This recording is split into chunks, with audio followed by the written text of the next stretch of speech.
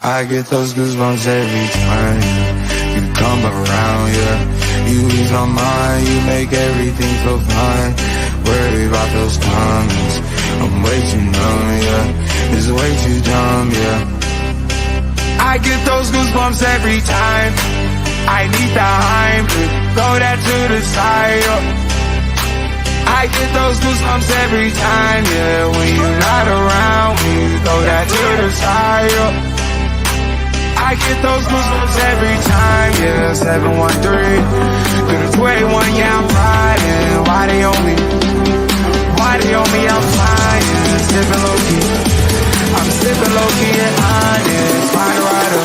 I get those goosebumps every time you come around, yeah. You ease my mind, you make everything feel fine. Worry about those comments, I'm way too numb, yeah. It's way too dumb, yeah. I get those goosebumps every time I need the Heimlich, throw that to the side, oh. I get those goosebumps every time.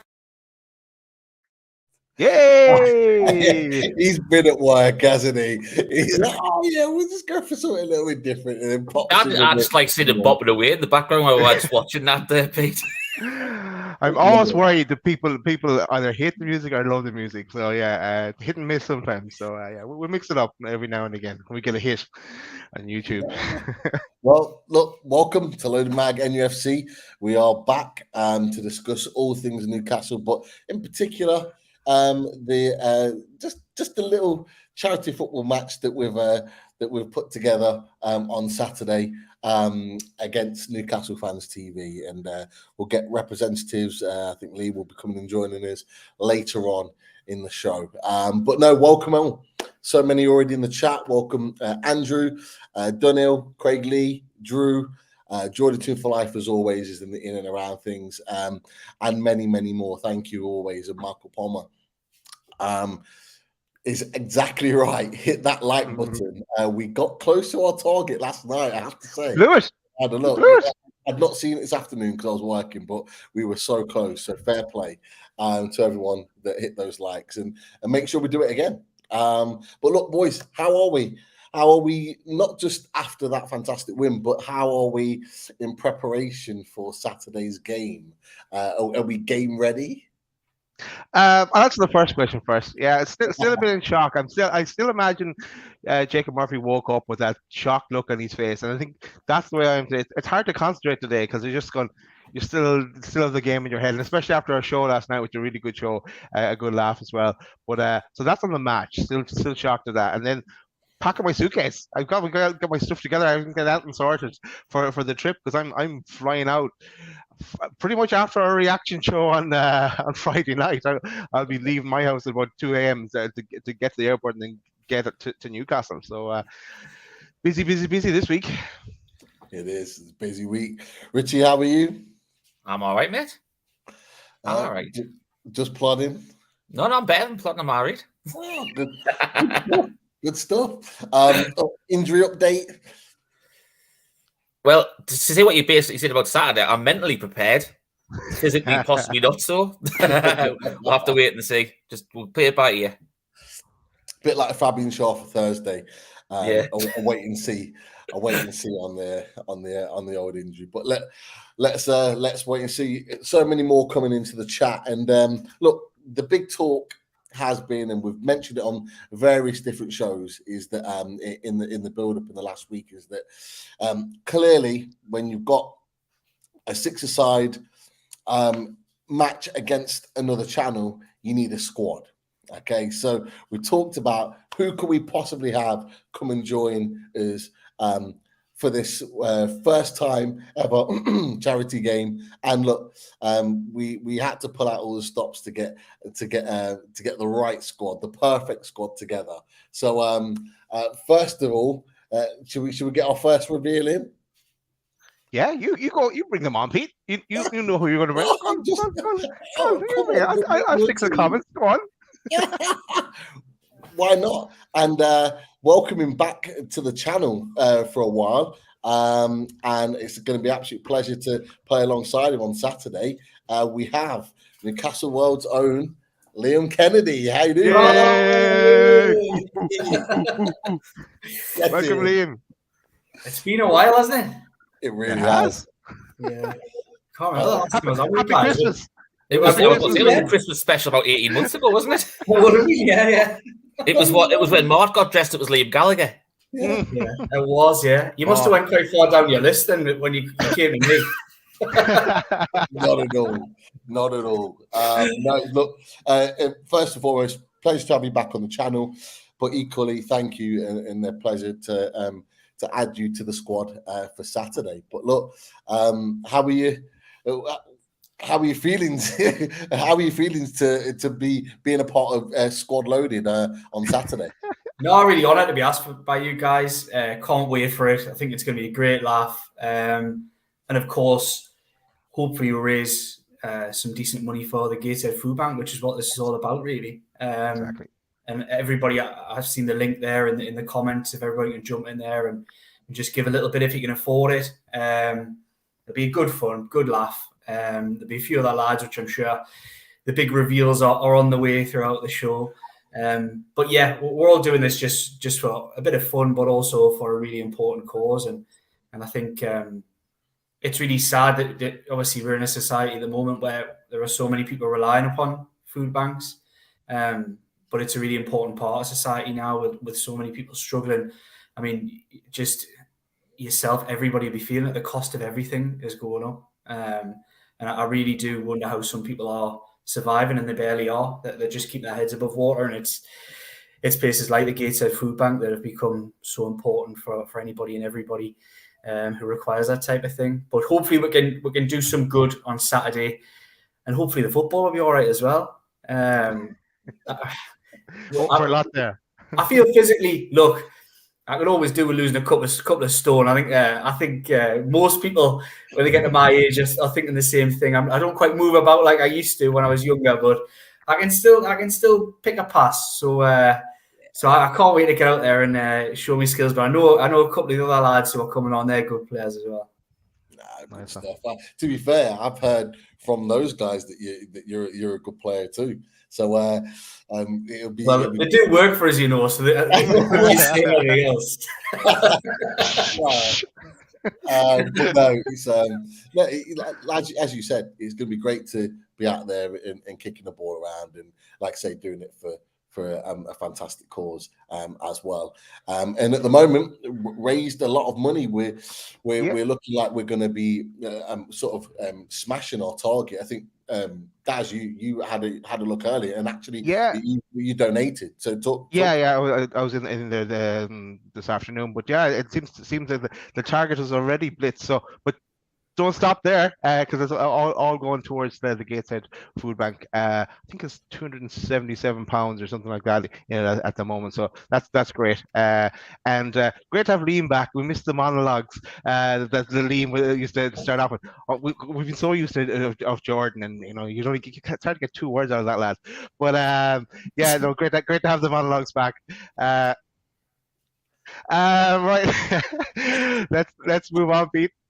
Well, why not go to reveal number 2? And I think you've segued quite nicely into who else is representing Team Loaded or Squad Loaded, because we're welcoming the other member of Newcastle World, Jordan Cronin. How you doing? Hello, lads. How are you doing? Daz, I heard every word you said there. I heard every word you said there, Daz. I'm not happy about that. Hey, it'll be like Dyer and Boyer in the middle of the park. So on Saturday, yeah. Definitely. But Jordan, how's things? And equally, you're looking forward to kicking ball with us on Saturday.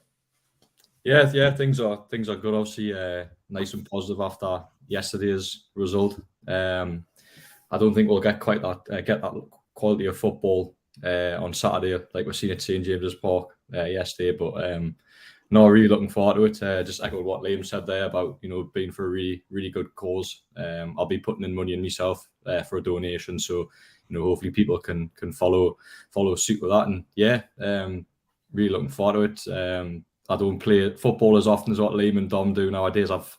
I'm semi-retired, I would say. He actually is. He did retire. Yeah, 25. He actually retired. But you're the same age as Bruno. You're the same age as I know, yeah, and that makes us feel awful because I look at the likes of Bruno and Sean Longstaff who are my age kicking the ball around, and no, I'm nowhere near. I feel like I'm trapped in a 50-year-old body. Only 25, but I'm well above me time anyway. So no, but I'd say I'm looking forward to enjoy a game of 7-aside. So yeah, and hopefully we can get a win under our belts. I'm sure you lads will. I reckon you'll be decent ballers. We'll have Dom who will be on soon. He's the finisher, but he's a goal machine, isn't he?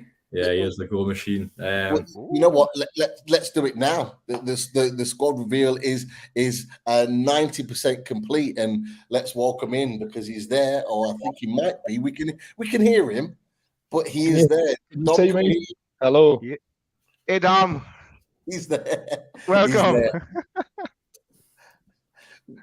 I think he can hear us, but he's having problems with his camera at the moment. So Dom is the next addition to the squad, and you boys have said he's a goal machine. Is that right? Oh, he is. He's a goal machine. There's no doubt about it. I'm just thinking there, with it being a black box, you could just copy and paste a picture of Kiefer Moore in there, and it would be like the Peter Biadzi haircut. Love it. So look, boys, Daz, Richie, it looks like we've got goals in the team. We're in with a chance, surely now. Yeah, no, sounds good. Dom bringing the goals. He'd be like Isaac and Callum Wilson battling with you, Pete, for the goals. I think you're planning on getting on the end of a few as well. Oh yeah, I plan to get on the end of it. No doubt about it. But I to be fair, I when it's 6-7-aside, I tend to play anywhere. Like I can play up front, play in midfield, or just drop back and sit in defence. So, or even in goal. So if it's touch and go with Richie, then I might have to don the gloves for a little bit. But we'll talk about that in a second. But you've talked about Dom. Dom can score goals, and we'll come to Dom in a second. But Liam Pritter, Daz is always there. He is. There he is. Always Mr. Spear. I love it. I with Jordan here. There we go. Oh, that works. So when Dom talks, we'll get the picture up, and we know who we're referring to. But I want to know predominantly where do you normally play, Liam, when you do play 6-aside, 11-aside? I would say I can play anywhere really through the middle. I don't want to be out wide. I don't want to be pulled out in those areas. The pace isn't quite what it used to be. But I would say favourite position I could play centre half or centre mid. Would be my probably best positions. I do like in 7-aside in the last few weeks. I've been trying myself out as a bit of a striker. Scored a few goals. I can do a bit of hold up play if you want to go long ball. If it's the running starts getting a bit too much, just chuck me up front and we'll go long ball. And flip ons and I'll hold it up a bit. But no, I would say realistically, I like to see myself as a little bit more than a defender, but I'm a centre half by trade, really. No, fair play. You know what, Daz? I'm going to come to you. Okay. Where's your position? Where do you tend to play when you played? Half forward, full forward, Gaelic. We're talking about football, soccer. Soccer, as we like to call it in Ireland sometimes. Because I played striker. I played. I think the last positions I was playing was right back. So anywhere but goal. I'm useless in goal, but I'd say I'm useless everywhere now. It's been a while since I played. Apart from kicking around the ball with my little boy, that's about it for me in the last few years. But myself and Martin, I think it'll be more cameo roles in this one. I have a feeling, but we'll give it a shot anyway. Do we know where Martin plays? No. We'll find sideline, out. I think, mate. Okay. We'll ask him tomorrow. We'll find out tomorrow. Well, Jordan, now, am I right in thinking you're a lefty? Yes, all lefty. Okay. I can pass with my right foot, but I'm not very good at shooting with it. So yeah, all left foot. I'm giving me game away there, but Yeah. So you're our Miggy then. Our Miggy, yeah. I reckon I've probably got a better right foot than Miggy, to be fair. It's more like a I can't Lauren use it. Robert. More like Lauren a Robert. Robert, yeah. Yeah, Lauren Robert, I wouldn't mind that comparison. Hatton Ben Arthur, he was a lefty. Yeah. I'm not quite as skillful. Technically, I'm rubbish, but yeah. Oh, just get the ball, just strike on my left foot. I've got a decent strike, but everything else probably limited. To be honest, Liam can probably. You're doing yourself a disservice here, Jordan. I know the Newcastle fans TV lads are watching in, so I don't want to give me any memory at all. Really, I'm telling you, I'm all left footed, but I'm actually all right footed. Yeah, so Dom is all right foot. There's no doubt about it. He's all right foot. Yeah. You need to show him on his left. Newcastle fans TV boys, just show him on his left foot. Love it. Dom, can you still hear us? If you can hear me. Yeah. We can hear you now. Talk to us about you then, because look, these guys are bigging you up. They're saying you're a goal machine. So, are you predominantly a striker when you play?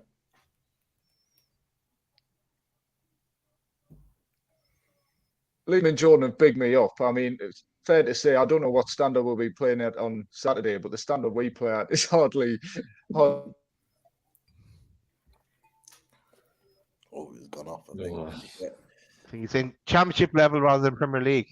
We'll take that. Say more National League North, to be honest. But yeah, I'll.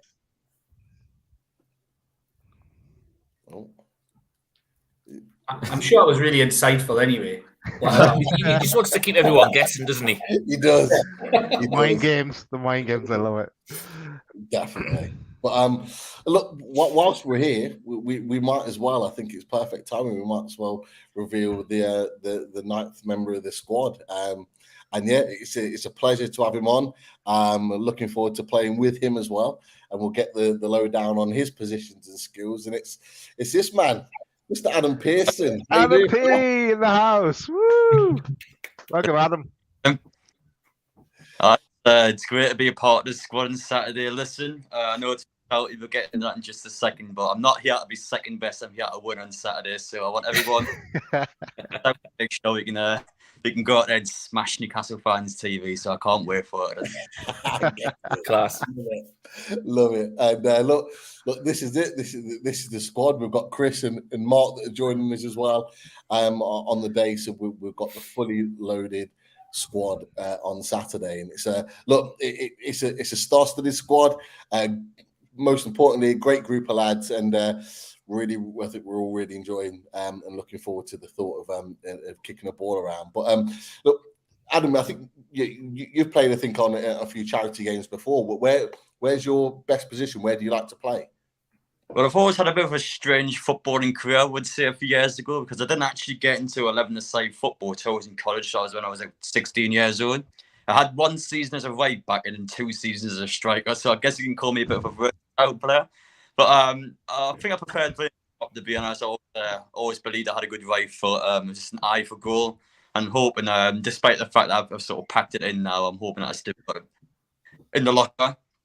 But as you were mentioning before, the charity games, I did a couple of things before actually with the foundation. So I'm hoping I'll be used to the pitch by now. It's a bit of a pitch, I would say, in the rooftop. Well, no, I do enjoy being up there. As long as the weather isn't too bad on Saturday, I'll be ready to go straight away. So been an interesting one. You do need a good first touch, though. I recommend everyone. It is quite a small pitch, but we'll make use of it, and I'm sure we should hopefully be able to win. So I think small pitch sounds good for a few of us. Less ground to cover, so I think I think a few of us will be okay with that. That's for sure. But yeah, one thing I hadn't thought about actually that you mentioned, Adam, is the weather.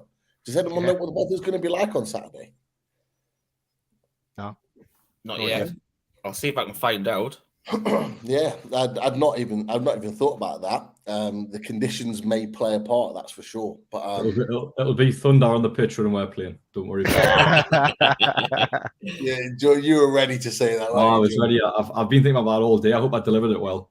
Spot on, as always. Spot on. Just reckon it's going to be cloudy. Okay. That's all right. Right. We'll take that. We'll take that. That'll do.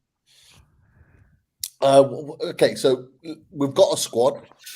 Now it's a case of, and look, I'm going to ask you guys for your opinions on this. And I'm not putting names in, some sort of teams or anything like that. However, I want to look at formation. So I've gone to the tactics board, a little bit better than what we normally do when we're in the match preview. I've gone for this, but I don't know what would be best on that pitch for a six-a-side. What formation would you suggest would be the best formation? Firstly, to get the best out of us, but equally the best formation for us to win. Ooh, I don't know. You'd probably be looking at. I'd be going, say, possibly 2-2-1 or 2-1-2. Okay. Looking potentially something like this. Yeah. Yeah. What do you keep it nice and compact? Yeah. A small pitch. So for you guys that normally play like 5-6-a-side, what sort of formations do you guys play? Or is it just because sometimes teams play man for man, so you just man for man mark up and you just follow your man.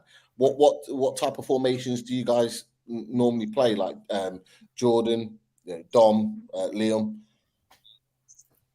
I would say, in terms of man for man, if you're fancying a real run around and you want to be chasing people around the park and go man for man, but I think positional normally works quite fine.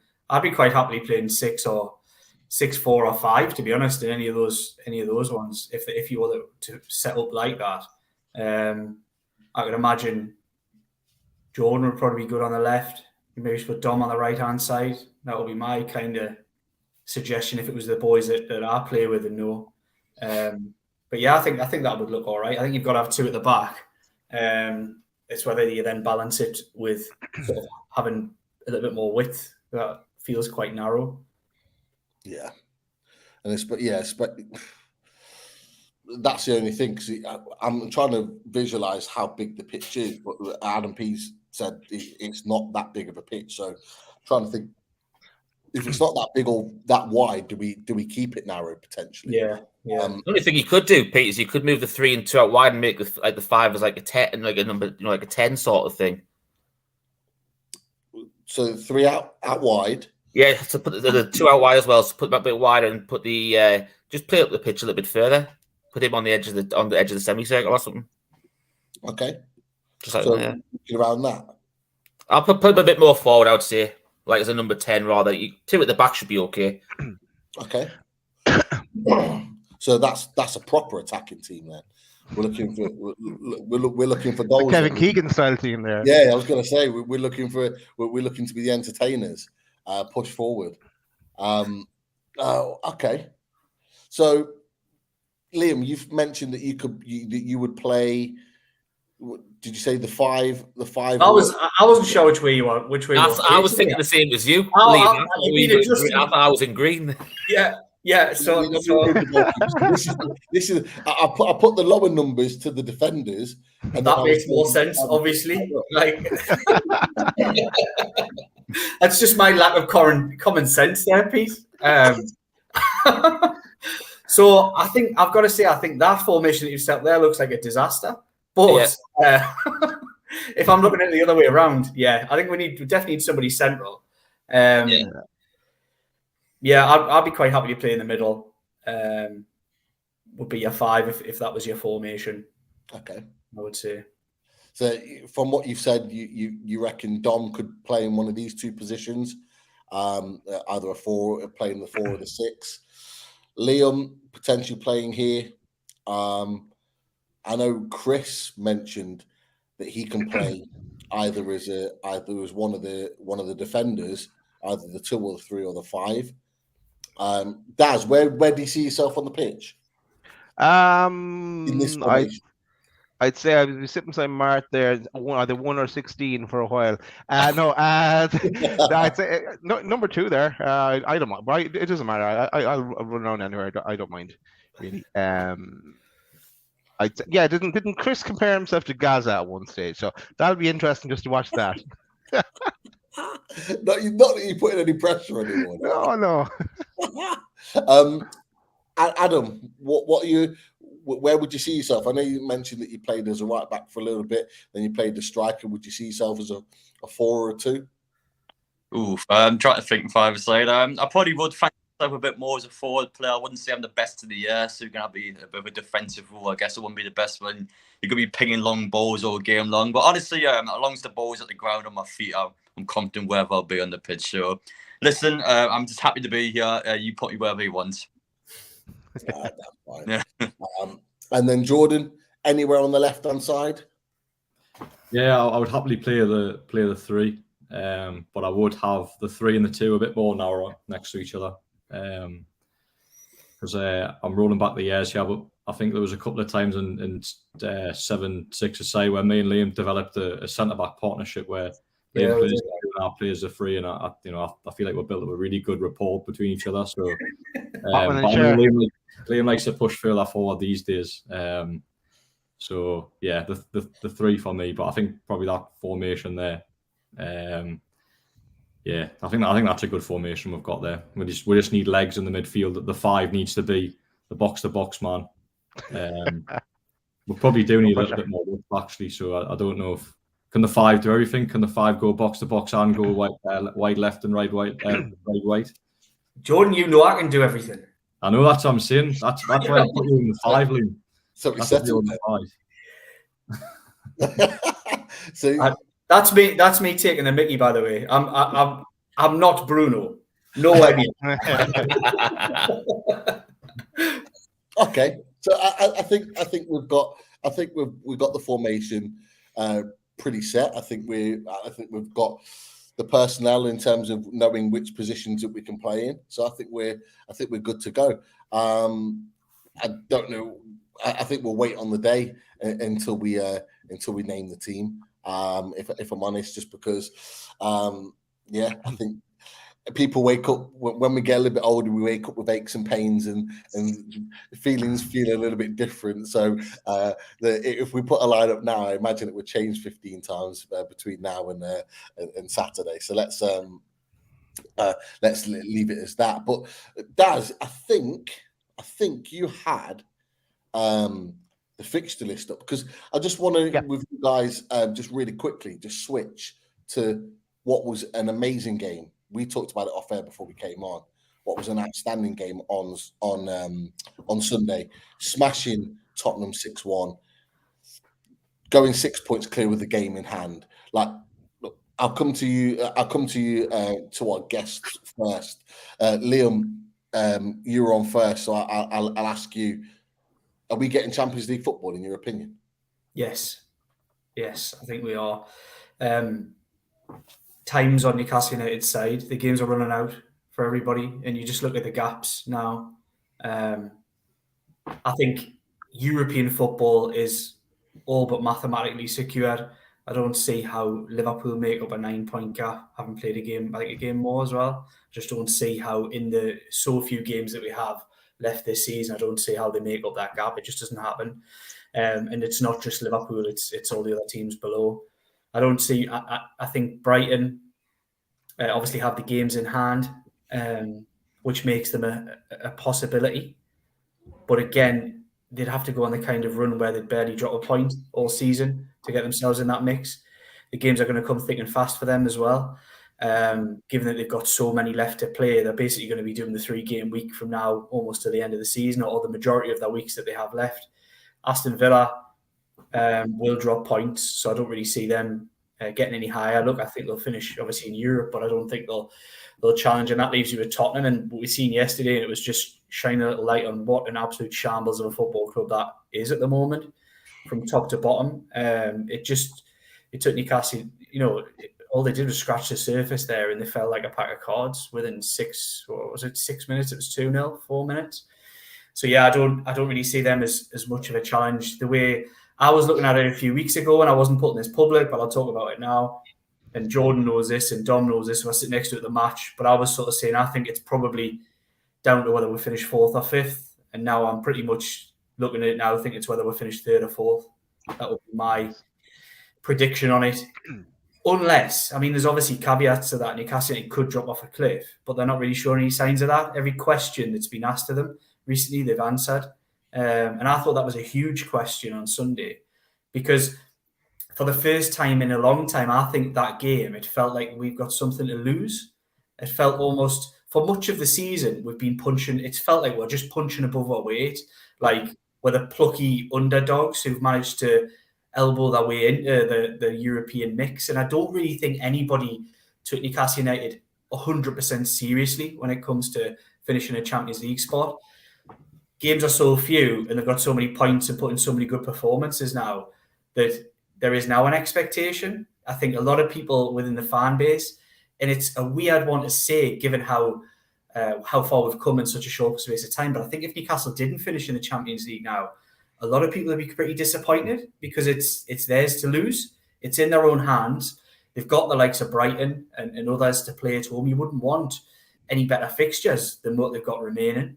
So yeah, I think on Sunday, I felt there was an expectation almost. It's like Newcastle United need to win this and should win this. I think that was the first time we've got into games where I'd say we should win this because we are rightfully in the top four and that's where we belong to be. I think it's hard to argue that Newcastle United haven't probably been the third best team in England in this season. I think you can argue, obviously, Arsenal and Man City are head and shoulders above anybody in the Premier League, and the points tally shows that.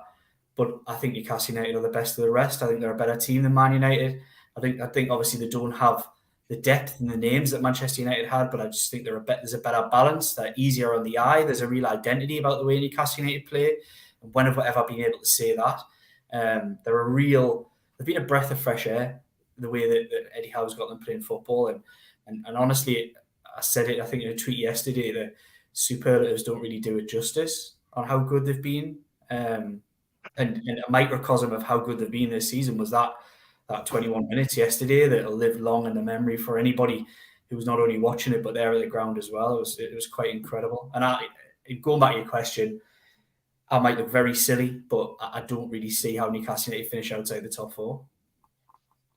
Yeah, Jordan, you're nodding your head as well. Are you in agreement with that? And I think a lot of people today outside of Newcastle, from what I've read, and not necessarily saying that we're not going to make Champions League, but they're now of the opinion of, we are going to make Champions League. But do you believe that in yourself? You agree with Liam? But equally, I wanted to ask you, what do you think in terms of us maintaining it next season? Because everyone's talking about Liverpool making the resurgence, Chelsea, those teams that have not quite performed.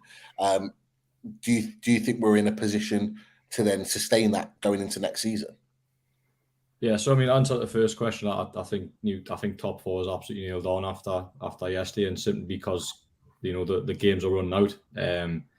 For either for a Liverpool or a Brighton who we're talking about, for them to catch Newcastle now, they would have to lose 3 games. Aston Villa as well, including that. They would have to win 3 games, and Newcastle would have to lose 3 games. And I don't see Newcastle doing that because they've only lost 4 games all season. Yeah. So for me, top 4 is an absolute. It's going to happen. And like Liam said, I think it's between 3rd or 4th where they're going to finish. And look, it's an incredible achievement. To respond from that Aston Villa game, because it was such a I wouldn't say deflating defeat, but it was a tough one to take, and to respond in that fashion. When questions were asked of them, they couldn't have put in a better performance. To score 5 goals in 21 minutes, there's something I've never seen at a football ground. I hadn't heard of it until Man City actually done it. So to do that, the blew Spurs away, and like Liam said, what a disgrace of a football club they are at the minute. I think 18 months ago when the takeover first happened, and our first game was against Tottenham Hotspur. We've almost sort of swapped sides, if you like, where Newcastle or Tottenham Hotspur, and I think they've got more potential to be better than Tottenham Hotspur in terms of achievements over the next couple of years. So that leads into next season when they get European football. How do they respond in the table? Look, I think it would be tough to go and get top 4 again next season. simply because the squad is still very thin, low on quality in many areas. Don't get us wrong, I think it'll be a big transfer window in the summer when they do get European football, but because of financial fair play that we keep talking about, it's really hard to go and build a squad in one transfer window. It's got to be done over, a few transfer windows. We don't have the luxury like Man City did all years ago, where they built a squad and then now they have the luxury every transfer window to sign one player to make their team better, to replace a player. When a Vincent Kompany retires or a Fernandinho retires, for example, we don't have that luxury yet, but Newcastle will get there within the next couple of seasons. So do I think Newcastle's league form would dip as a result of playing in Europe? I think it would, yeah. And I don't think the likes of Liverpool and maybe a Chelsea will be as poor as they are last season. So to go the next season, so to go and finish in the top 4, I think would be very difficult next season. But would I take that by seeing Champions League football at St James's Park next season? Absolutely. I would, if you offered me now to say Champions League and finishing 7th or 8th in the Premier League next season, I'd snap your hands off, because me, like many supporters, have waited an absolute lifetime to see Newcastle in the Champions League. So what a feeling it'll be to hear that Champions League anthem at St James's Park next season.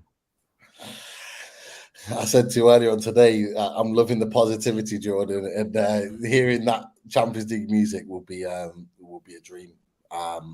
It's been a long time. There you go. That's just like magic. Ask and you shall receive, Pete.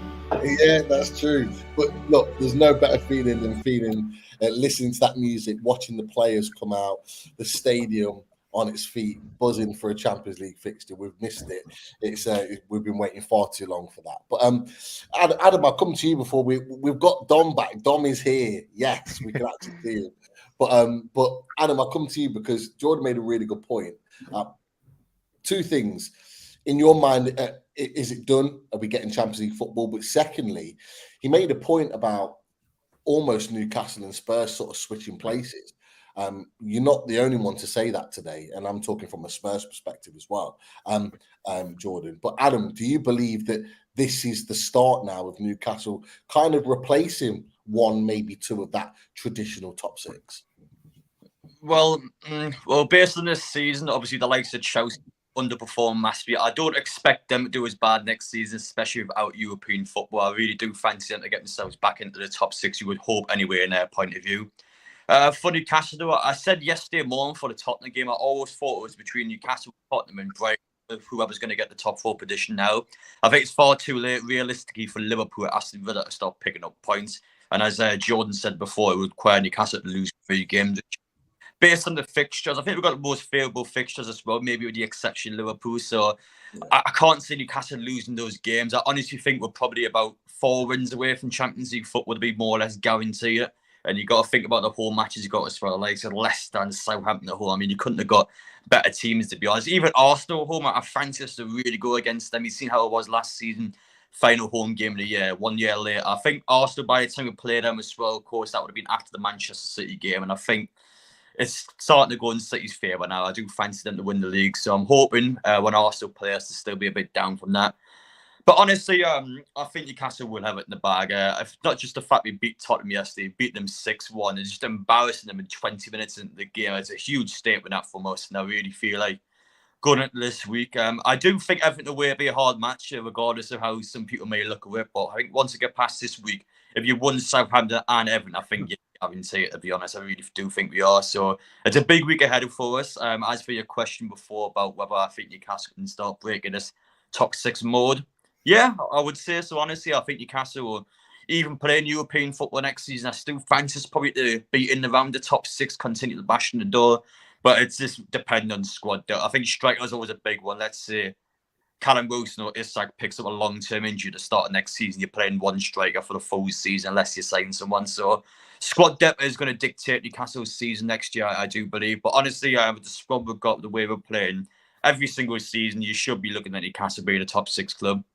But it's just incredible seeing this. I still can't sort of get it in my head. I was having goosebumps yesterday. I just couldn't believe what I was seeing this in James's Park. So it's incredible to talk about the club in this manner. And it's obviously how soon it's been from the takeover as well. So it's incredible watching his football team, seeing the club get back to where we really should have been a few years ago. I think getting rid of Mike Ashley's been honestly the best thing that's ever happened to my lifetime supporting Newcastle. So to answer your question one more time, yes, I do think Newcastle will finish in the top 4. I honestly think if we don't get Champions League football, we've only got ourselves to blame. So it's completely Newcastle's hands now. I think there's probably more pressure on the teams below us if they want to get top 4, because Newcastle have got that mountain now with 6 points over Tottenham. That's so huge at this point in the season. So, yes, I think we've got Champions League football. Yes. I think it's a well-rounded yes from everyone so far. I mean, that's what and Richie was saying in the chat, in our loaded chat yesterday. Like after that result, it's like we're confident that we can say that we're Champions League football. As you boys have said, there's no way that we're going to let that up now. And Dom, I'm inclined to think that you would agree with that Champions League football is coming Newcastle United's way. But just to add to that, there's a really, really good question in regards to the talk of us playing Champions League, and it's come from Marco Poma. Daz is just started. I'll get Dom to answer this first, and then you boys afterwards. Are the bosses at the Gazette of the Newcastle World worried about the expenses account for next season? Adam, is your passport up to date? Will you be at every game? And look, Dom, we'll come to you first with regards to that. And firstly, your thoughts on us getting Champions League football? Yeah, I think we will get Champions League football. I think yesterday's result, if we'd lost yesterday, you would have maybe had doubts, particularly after the Villa game. But the way Newcastle bounced back, the way they've bounced back continually to setbacks this season, whether it be losing the Carabao Cup final, having a fairly slow start to the season, then going on these winning runs and winning so emphatically yesterday, it's hard to see, because Tottenham are you're just looking at the table, you probably think Villa, Brighton might have more of a chance of a top 4 than Spurs do at the moment. So you're looking at that, the gaps there now. Newcastle's fixtures, as Adam says, I think we'll play 4 of the bottom 5 in the league, which I guess can work both ways. They're definitely playing for something, those teams, but the favourable fixtures at the end of the day. But so I think we can.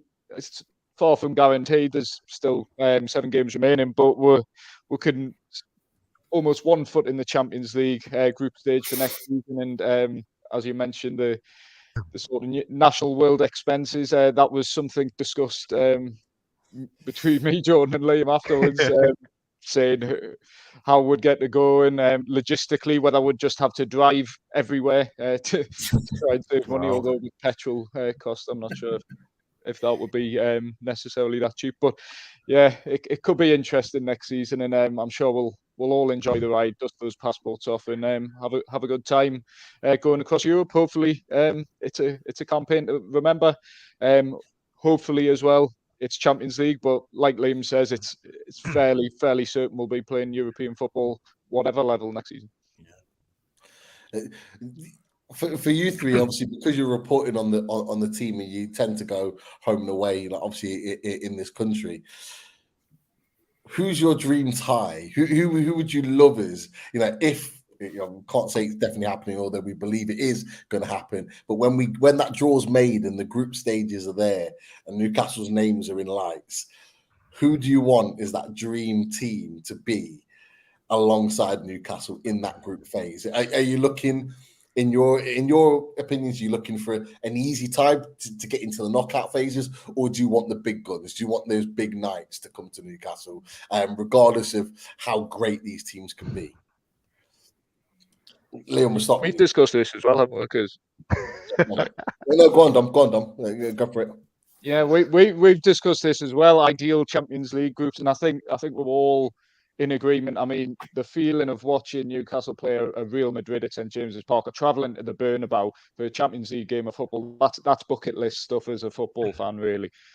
So for me, although it makes for a significantly tougher group, you're looking at a Real Madrid, and then I'd love like an Ajax away type, a more beatable team, but a massive European club, and be nice to see a few thousand Geordies on the ferry over to Amsterdam next season, something like that. And then, I don't know, another big capital, Sparta Prague, something like that. That would be an ideal group for me. That's something I won't be ashamed in admitting we've discussed behind the scenes, me, Jordan and Liam as well. So yeah, that would be an ideal Champions League group for me.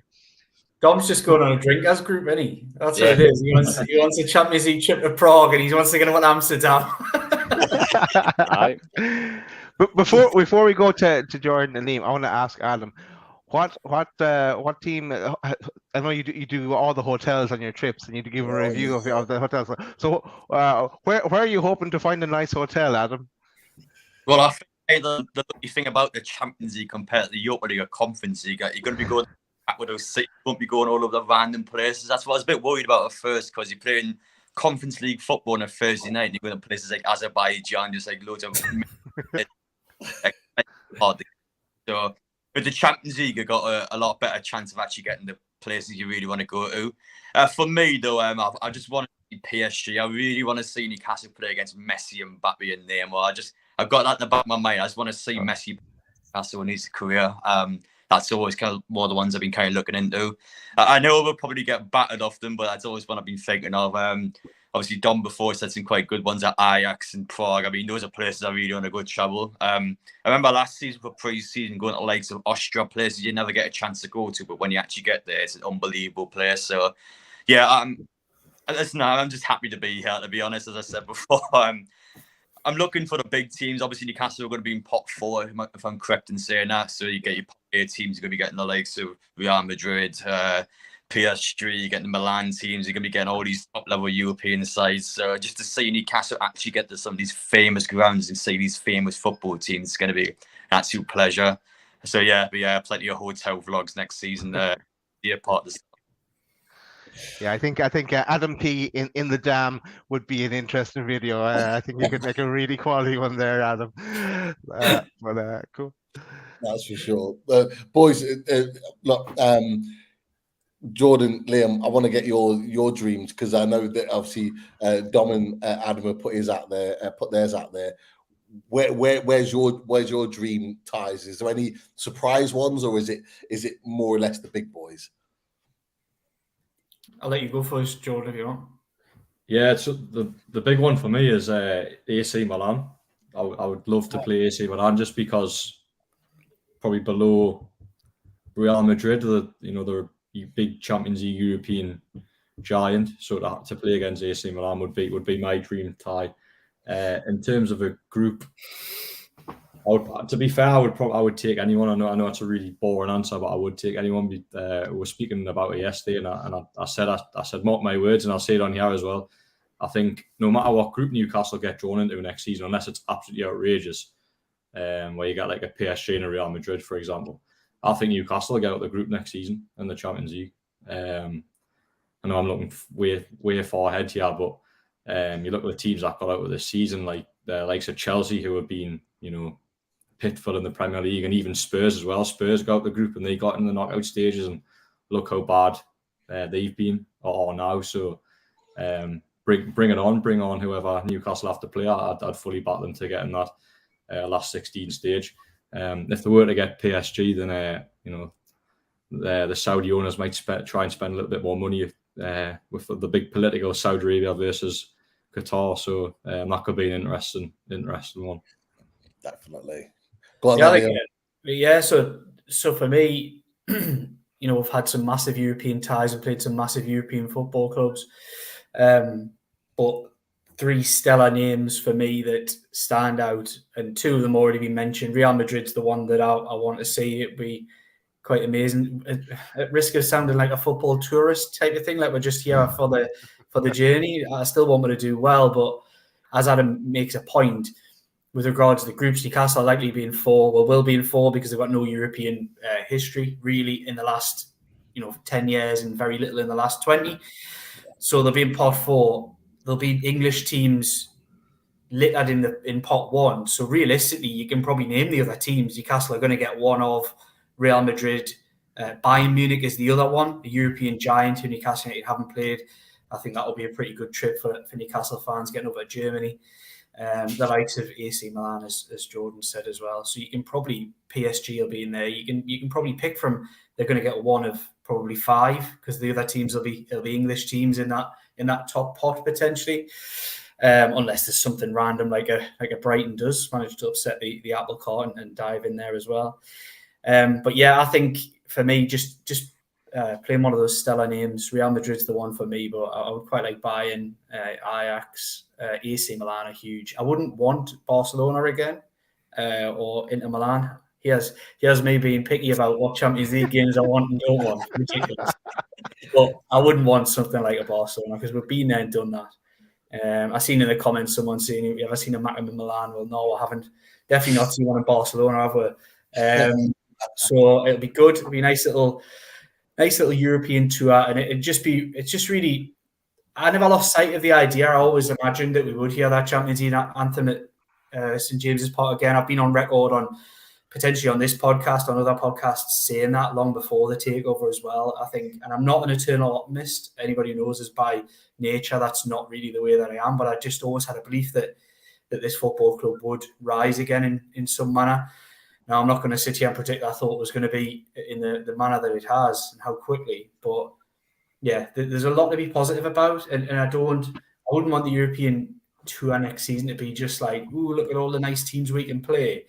Like Jordan said, I think Newcastle have got a good chance with some shrewd additions and a little bit of a deepening of the squad. Not necessarily. Look, I think this team would compete. I think this team would compete now as it is. But you need to deepen that. But given that you're going to be playing 2 games a week, you're going to have 3 games in a week every week for large chunks of the season. You just need to be able to bring in 2 or 3 players and freshen things up for that midweek hour, or it might be for the weekend or whatever. And they need to add that because they've got a good core of 14, 15 quality players, I would say. And then beyond that, some people who can fill gaps, but they probably need to boost that up to somewhere like 17, 18 quality players. Ones who they can, you can almost change half a team and it doesn't massively weaken the side. They need to get themselves in that kind of position. But look, it's great. It's amazing that we're having these kind of conversations. It's amazing that we're talking about all of this. I had a little look today. I just had Sky Sports News on. I seen like the leagues coming up. And there's a couple of random ones in Germany, like Union Berlin and stuff, are in the Champions League spots in Germany.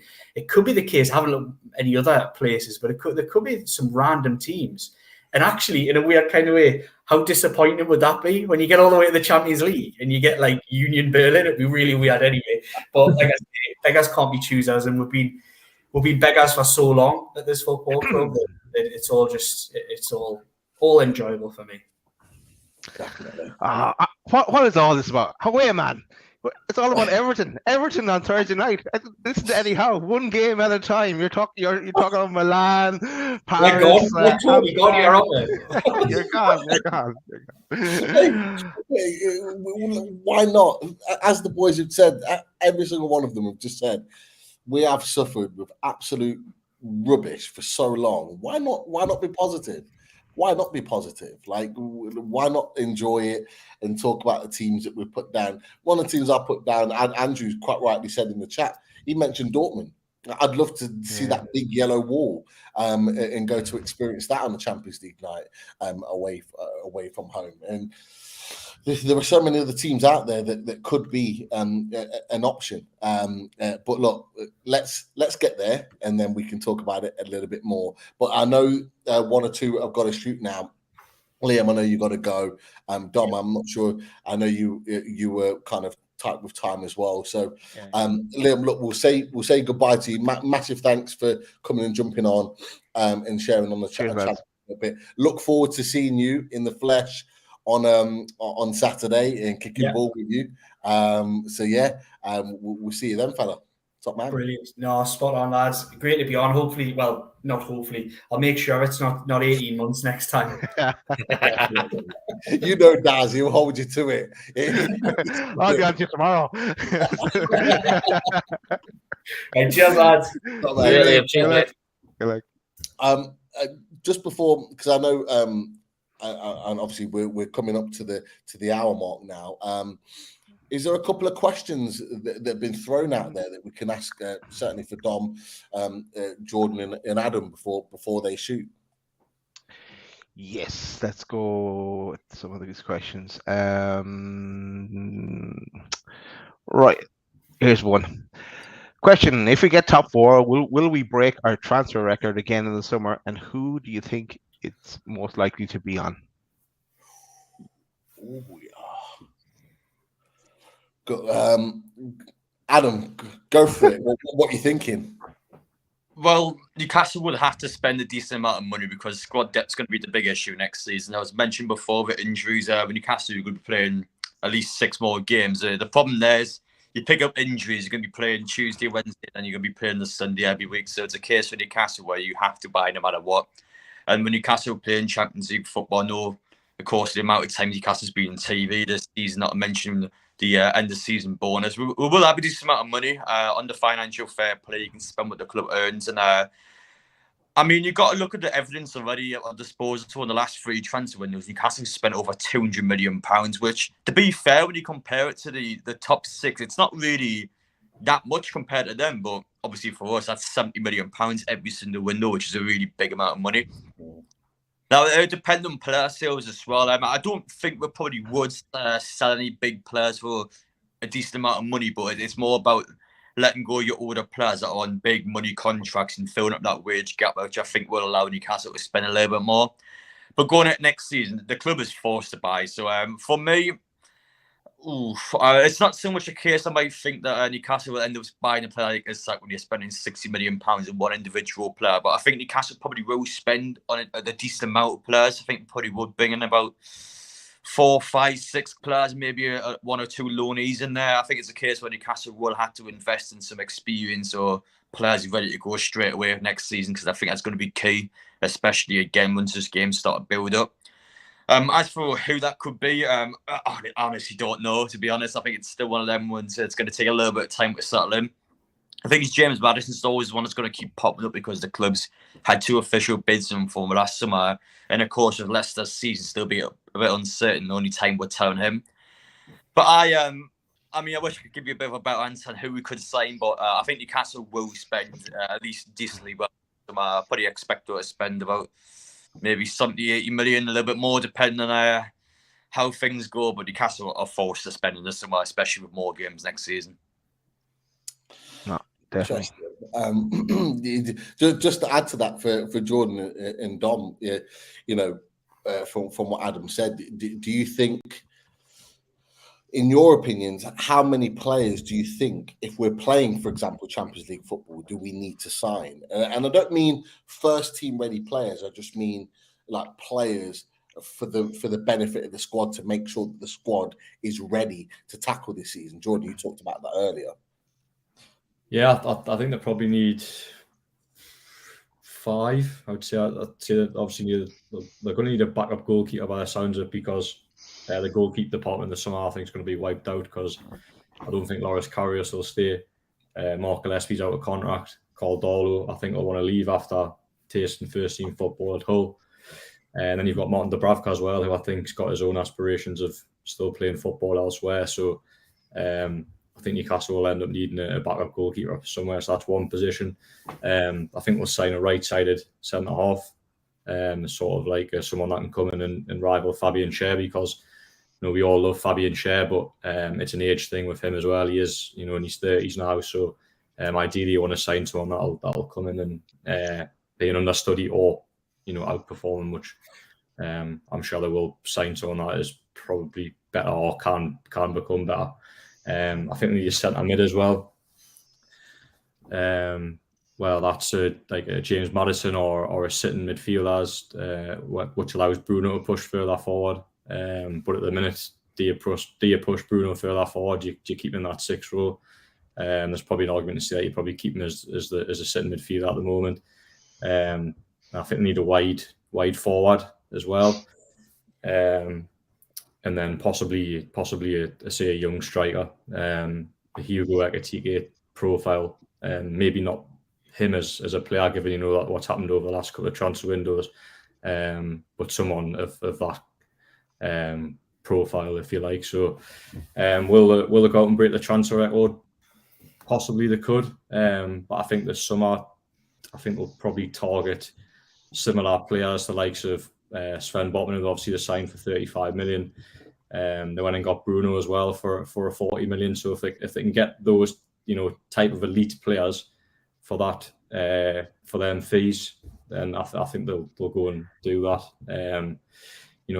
For an example that I would use is, Declan Rice, for example. That now I think he'd be a brilliant signing for Newcastle, but you look at the finances involved in that deal, it would be probably an £80 million fee plus more, and then you're going to have to pay £200,000 a week for wages as well. And I do think Newcastle will get to that level of spending that amount of money on players, but I don't think they're at that stage currently. I think Eddie Howe's built a very really good, a great team spirit, and he wants to keep the wage structure the same. And look, as I say, that it's only 18 months since his takeover, so it's still very early in this project to be going out and spending that kind of money on players' wages. So I think they're still in a market where they'll target the likes of a Botman and a Bruno. And if that leads them to breaking the transfer record, then we'll just have to wait and see.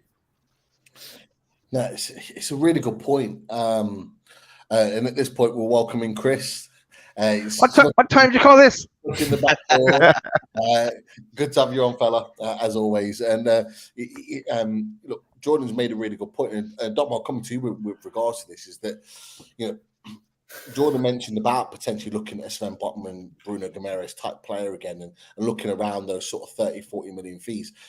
In your opinion, does that mean, or could that mean that we then venture back into Europe for the reasons that Jordan said? Because signing someone of that ability in England is going to cost possibly double.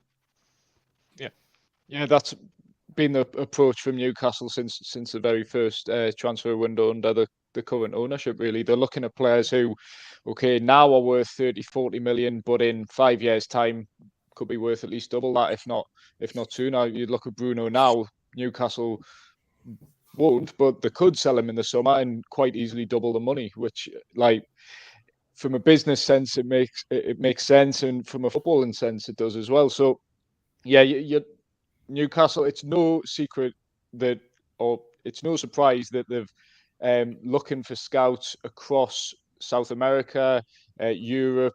I think 7 scouting positions they're looking to fill at the moment, across the world. So that shows you what you need to know about Newcastle's recruitment strategy. They're looking for players who will represent the best value for money, while also being able to actually strengthen the squad as well, significantly. So you're looking at the squad.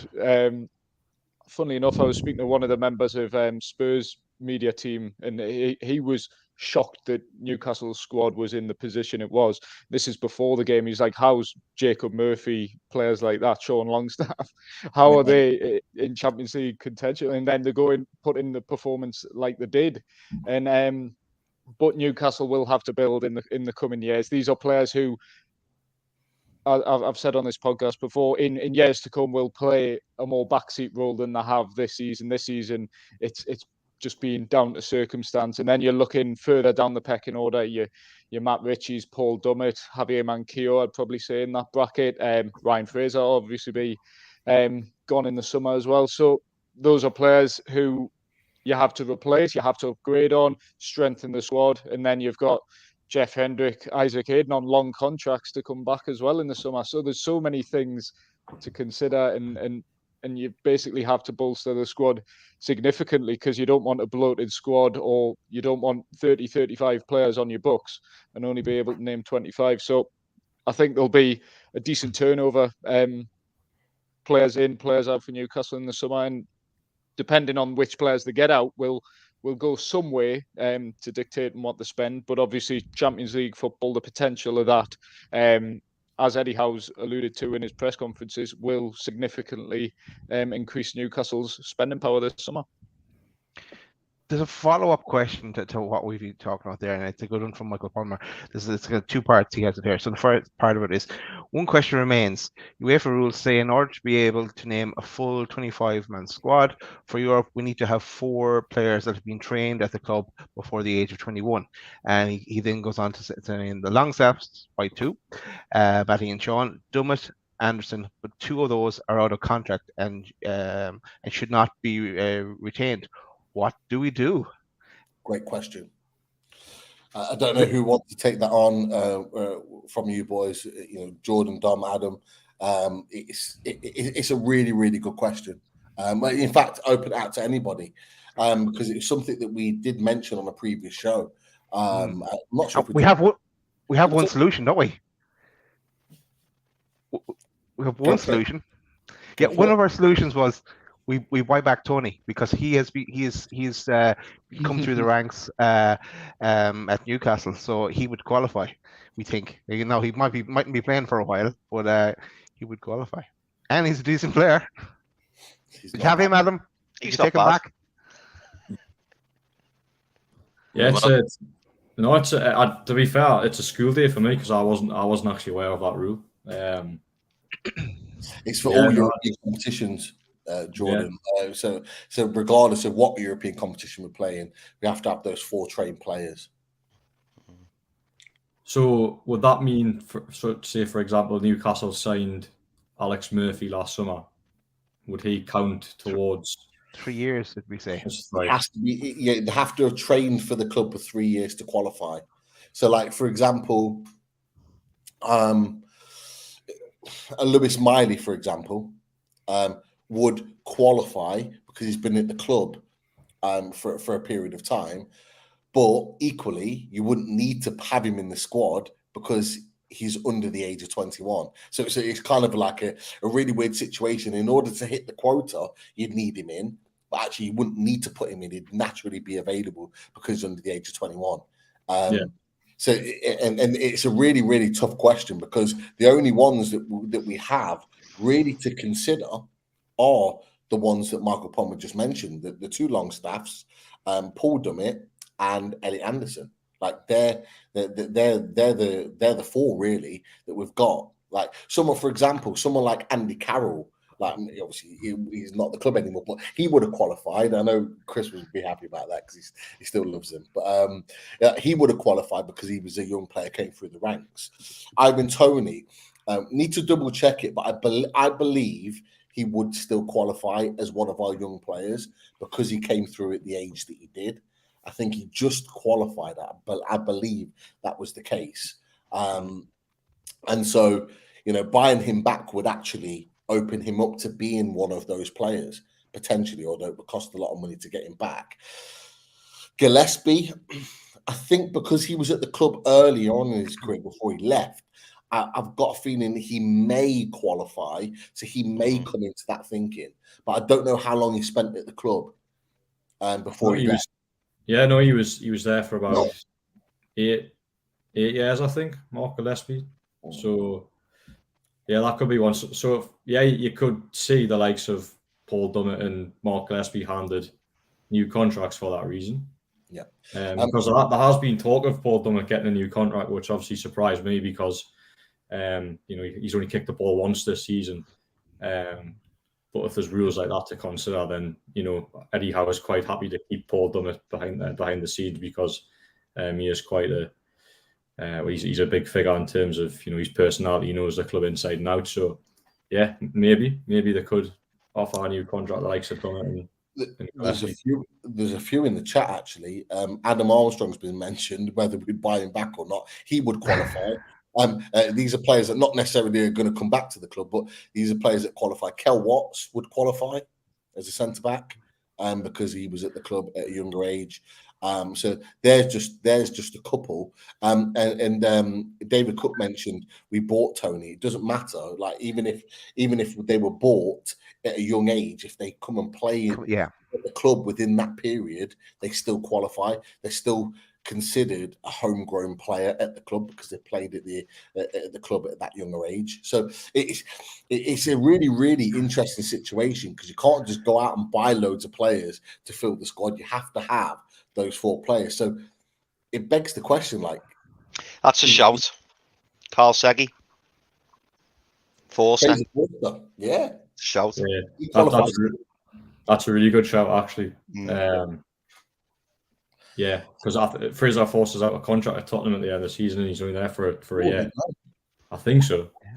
I might be wrong, but no, it's a good shout. Yeah, he does qualify. Michael Thomas, right? So it's a really interesting situation that we've got at the moment, and how they're going to put that together, I think that'll be their biggest problem this season in the summer. I genuinely think that playing European football, whichever one it is, but we all assume and rightly that it'll be Champions League football.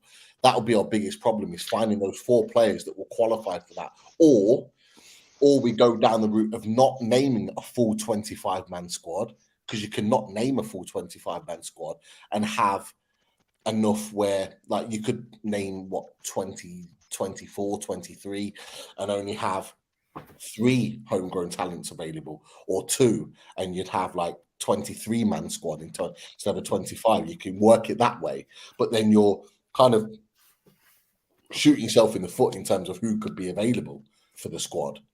So it's a difficult one. Just to clarify for my understanding, Pete. So what we're saying is we need four lads who've played at least 3 years in the academy, and the likes of. So I'll use Kel Watts as an example, who someone's put in the chat.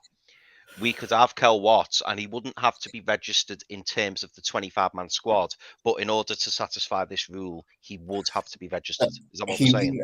See, Kel Watts would need to be registered because he's over the age of 21. Right. Oh, So- okay. Bad example then. So Lewis Miley. To be fair, Elliot Anderson, is he 20 now or just turned 21? Elliot Anderson, I think He's 21, isn't he? Yeah. So, but he might still qualify because he's not yet 22. Depends on his birthday. Right. So he might qualify. So you don't have to register him. Someone like Sean Longstaff, Matty Longstaff, because they're over the age of 21, they have to be registered, but they would then qualify as a homegrown talent. Someone like Lewis Miley, for example, or any of the other young lads, Bonswell, someone like that, the left back, they would qualify for the Champions League, but you wouldn't necessarily have to put them in the squad. It's only if they're over the age of 21, but they've trained at the club for 3 years, they qualify and they'd be able to be registered. Right. Okay. Either way, it's something to look into. Hey, it's an article for you lads to do a bit of research on it and get the facts right. We're just shooting the breeze here on the topic, but still, it is an interesting topic as we get closer to European competition next year. Maybe we'll move on. Actually, I better give a shout out to Roy here, because Roy has given us a donation. Thanks, Roy. And he's also gone again. Roy's gone mad. He's given us another one. Oh, cheers, Roy. Thanks, Roy. Top man. Thanks very much, Roy. Thanks for that. As we always say with the super stickers and the super chats, put a question in there for any of us on the panel, and we'll prioritize that question. We'll make sure we answer it. Like I said, the super chats, super stickers are open, so please do. I just want to say we're just over the hour mark. I'm going to give you a passing window, Dom, Jordan, and Adam. If you do need to go, we appreciate you taking the time over an hour to come and join us. But if you are available to answer a few more questions, there are a few more questions in the chat, so we'll kind of leave it open to you guys, really. I can stay for a couple more, just 5 more minutes, if that's all right. Yeah. Yeah, definitely. Adam, are you okay? Yeah, I'm still good for a bit. Yeah, Cool. sound. Is it? I also want to give a shout out to Colin, who became a member as well. Thanks, Colin. We're going to have our draw Cheers, on Colin. Wednesday night. Actually, Wednesday night we're going to have our members draw. So stay tuned for that. There's a question from Tom. It's probably a bit early, but any news on Shar? I know he was going off and then he stayed on for another 2 minutes. Then he went off. It didn't look too bad, but anyone got any news on Shar? I actually spoke to him after the game. He was limping. He said he's going for an assessment today. It's a hamstring issue. He's not sure if he can play on Thursday. So that's as much as you could probably get so soon after the game. No update on how his assessment went today, though. But we'll see if he's back in training later in the week ahead of Everton, I guess. And but it wouldn't surprise me to see him drop out. He's been carrying various injuries for a while, and it gives Eddie Howe, with a quick turnaround, a chance to rotate the squad. Jamal Lascelles came off the bench yesterday, and I thought, I mean, in fairly easy circumstances to come on, I thought he did a decent job in the closing stages. So I wouldn't be surprised to see him come back in the side for Fabian Schär if the hamstring injury is indeed as bad as it perhaps looked, where he was limping off the pitch and then limping out the ground afterwards. I'll throw this out there, Richie. I'll come to you actually. With that potential squad rotation from what Dom said, actually going into the Everton game, would Lascelles be a better option coming up against someone like Dominic Calvert-Lewin that is big and quite physical? Would that not be a pretty decent match at Goodison Park? I think what you got if Shaw is struggling, like Dom says, I think what you've got to look at is the last time that Jamal Lascelles played, he played at Man City, and he was up against Erling Haaland, and he had. We all said on the match review, we thought Lascelles was probably one of the better players on the day. So he's got the experience to do it. Do you know what I mean? So for me, he comes in and straight away to replace Shaw. We know that he likes to have a right-footed centre back and a left-footed centre back. So obviously that you can't really see Dan Burn moving across. We know that Sven Botman, he's pretty decent with his right foot as well, but obviously moving those across, then perhaps bringing target, and you sort of unbalance the two centre backs. Really, you'd rather have like a fluid change, really, rather than have Botman across and then Burn as well. For me, Lascelles comes back in straight away. He's been there before this season, knows what's required. It's a no-brainer, really, if Shaw can't make it. Yeah, I would agree. I have a question for Dom before he shoots off. I feel Dom might know the answer to this, so I'll go this one. If we get into the Champions League, will we go straight into the groups stage, or do we have to go to a qualifying round? Nah, there's none of that qualifying nonsense anymore. Straight into the group stage, proper. Lovely. That's what we like. Lovely. This one I'm going to go to Adam, and it's two kind of questions that are similar. Question from Carl Seggy. What do you think the expectations for next season is?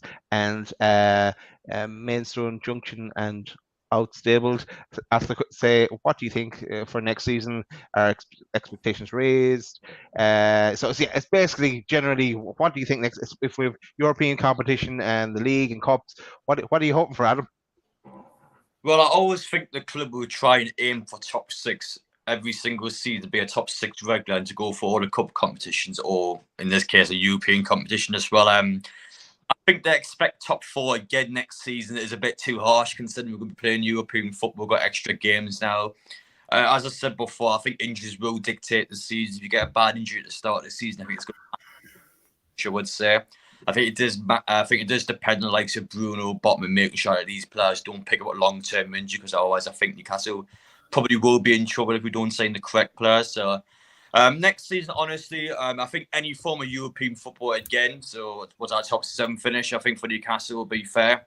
Of course, for the competitions we've seen at this season, getting to the Carabao Cup final, I think competitions you probably want to go for. Obviously, Champions League, it's not realistic for us to win it, but I do want to see the club compete against the top teams in there to really give a good run for the money.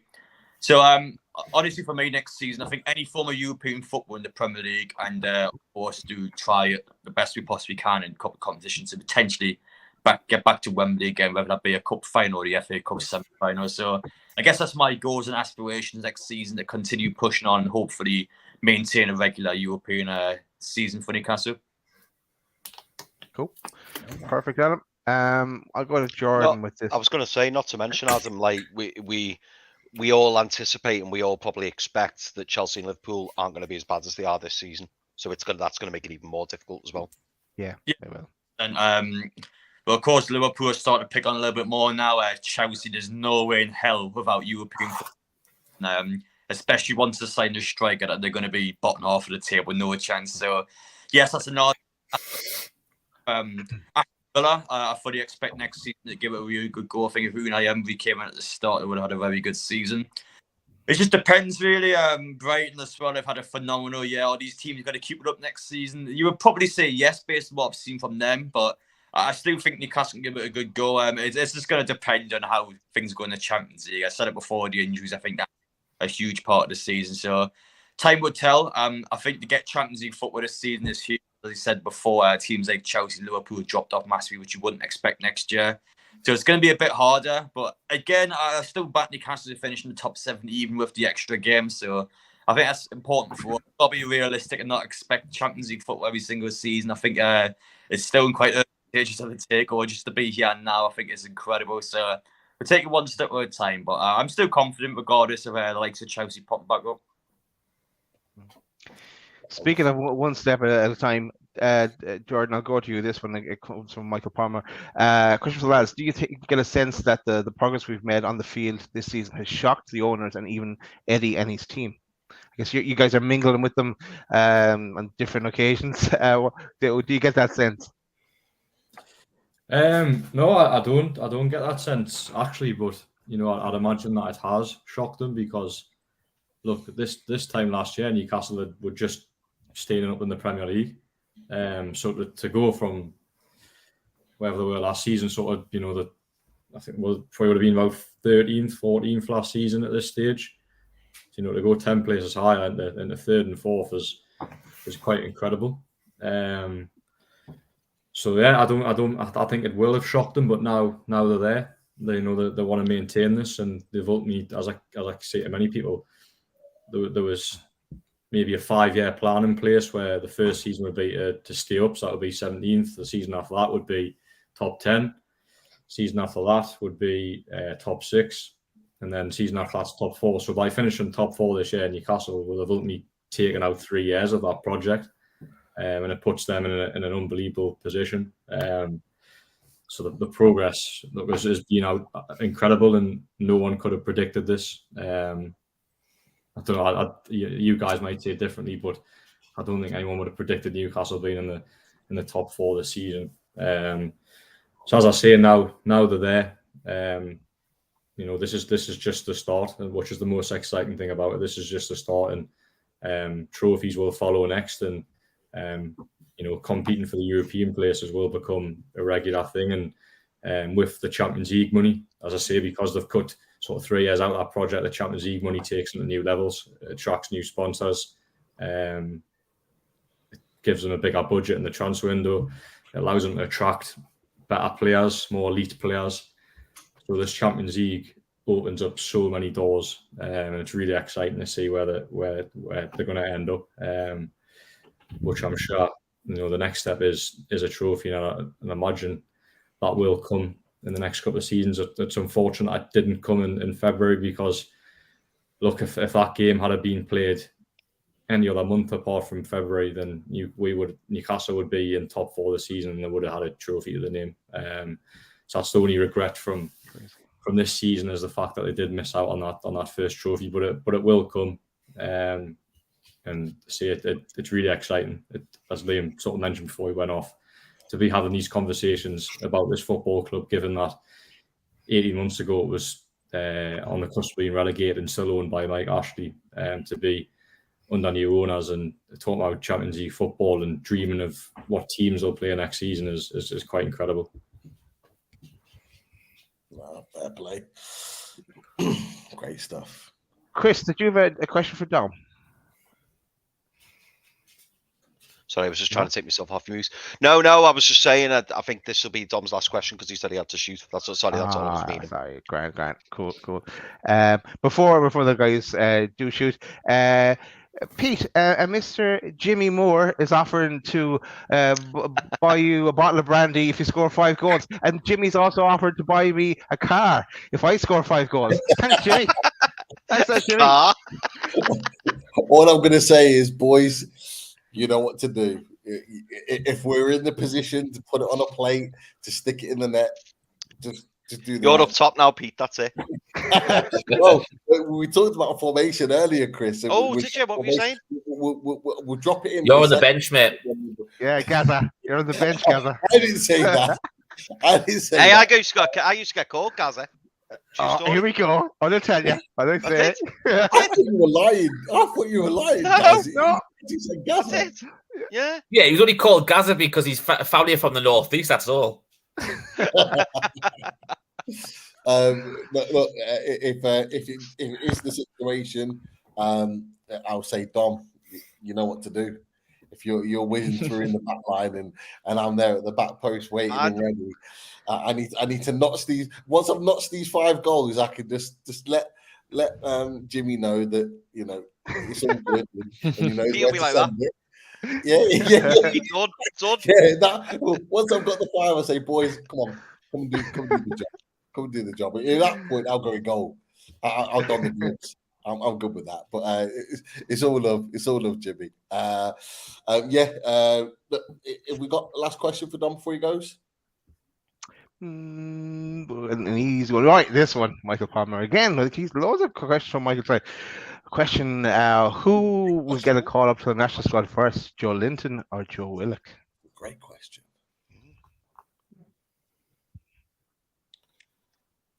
I think it could go either way. To be honest, Joe Linton's obviously been looked at. He got called up to the Brazil.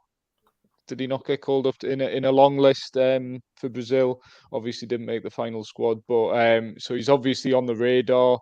Connection with Bruno, who's a regular until the last squad, obviously will help as well. So I think Joe Linton certainly got more of a foot in the door, if you like. But Joe Willock, given his age, given Gareth Southgate seeing Newcastle probably more this season than he ever has as England manager, you'll know he'll be on his radar too. So if I was to pick, I'd probably go Joe Linton, but I think it could really go either way, or they could both get called up to the squad during the same international break, which I think, if given the season they've both had, could come at the end of the season in the summer in an international break, because both have been fantastic, as they were yesterday. Probably Newcastle's 2 best players, in my opinion, best of a very, very good bunch as well, with Alexander Isak in there as well, obviously. So, yeah, 2 great players, enjoying probably the best seasons since they've been at the club, to be honest. And Joe Willock, even though he went through that scoring run when he was on loan, he admits himself he's playing the best football of his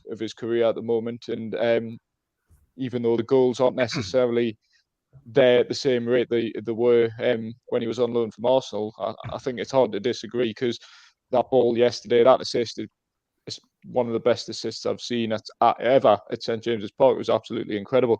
And a player at 23 years old producing that sort of quality, if you can do that week in, week out, then there's no reason why you can't be an England regular in the years to come. It's just about trying to get into what is a very competitive England squad at the moment.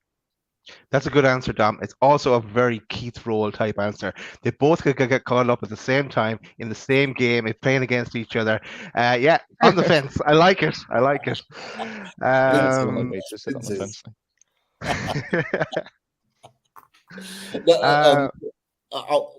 Should we ask the same question to Jordan and Adam? Who do we think? Jordan, who do you think is going to get called up first? If I was a betting man, I would bet Joe Linton, because as much as I think Joe Willock deserves an England call-up, Gareth Southgate ultimately has his favourites in central midfield, one of them positions where he does have his favourites in terms of Declan Rice, which is fair enough. But the one questionable last time was Calvin Phillips, when he hadn't barely kicked the ball for Manchester City and he was called up for the England squad. So I know they're all different players, but it's the same midfield pack, and I struggle to see Willock getting in. I suppose the only surprise inclusion last time was maybe like a James Maddison. So yeah, maybe he could get in that way, but because Southgate's got his favourites, I do doubt that an England call up for Joe Willock is it's probably some time away rather than soon. Although I do think he deserves a call up at the end of the season, because although he hasn't scored as many goals as his loan spell a few years ago, I think he's a better player, and he's probably, in my opinion, been Newcastle's best player since the turn of the year. So yeah, Joe Linton for me. But both players, as Dom said, deserve a call up. Oh, brilliant. And Adam? Yeah, I'll probably agree. If I had to pick someone, I probably would pick Joe Linton. I think Southgate is someone that's quite loyal to his players. You always pick the same bunch, even if they're not performing as well in the league. So I think it's a case now where with Joe Willock being so young, I think it's a case that he probably will get left out for a little bit, but he keeps performing at this level, I think he will get eventually called up. Whereas Joe Linton was very close to be in the Brazil squad last time, so you expect the fact he's still playing as well as he is. I think it's a matter of time now. He's continuing to knock on the door. I think he will get selected, if not the next time Brazil play, the time after that, you would say. I think Joe Woodwick's probably about a year off getting into the national team, but had to be a predictor man. I would fancy both of them to get in long term because both of them are just playing so well on a weekly basis now. But if I had to pick someone, I would end up picking Joe Linton, I think. Interesting.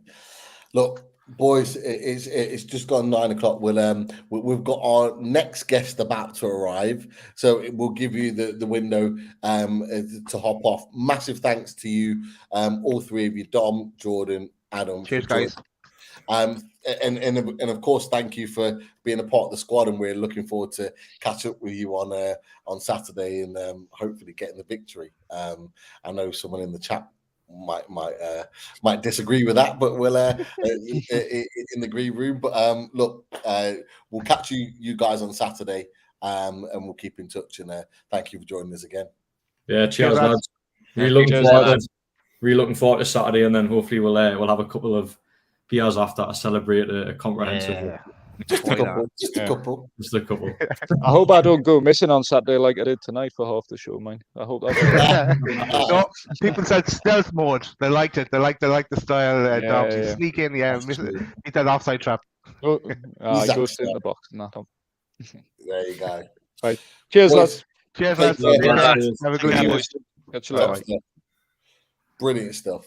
Great to have those boys on. Looking forward to donning the shirts with them on Saturday. So looking forward to all of that. And look, it just keeps rolling because we've got the opposition's view now. The training session.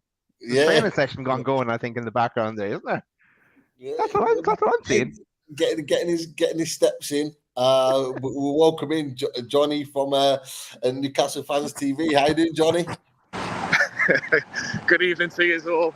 I've just finished my 10-mile jog, so that's why I'm a little bit late.